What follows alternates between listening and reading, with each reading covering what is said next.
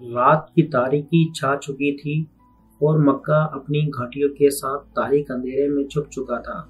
اس دوران قریشی نوجوان علی بن ابی طالب کریم اللہ وجہہ نے اپنی لاٹھی کندھے پر ڈالی اور رات کے اندھیرے میں لوگوں سے چھپ چھپا کر رخت سفر باندھا۔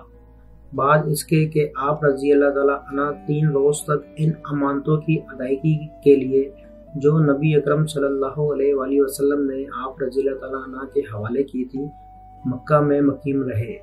وہ نوجوان بلا تردد اور بلا خوف جرأت مندی کے ساتھ سفر طے کرتا رہا۔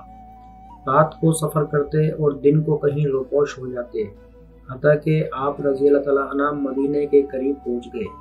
حال یہ تھا کہ پاؤں مبارک سوج گئے اور پڑ گئے۔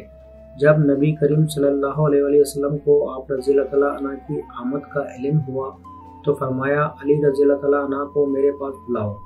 عرض کیا گیا وہ تو پیدل نہیں چل سکتے، زیادہ چلنے کی وجہ سے ان کے پاؤں سوج گئے ہیں۔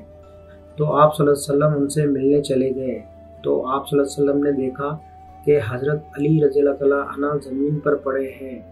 آپ صلی اللہ علیہ وسلم جذبہ شفقت و رحمت سے رونے لگے اور شوق سے گلے لگایا۔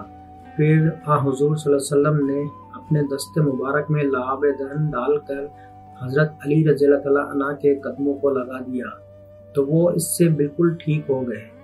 پھر حضرت علی رضی اللہ تعالیٰ عنہ کو تا دم حیات اپنے قدموں میں کبھی کوئی تکلیف نہیں ہوئی۔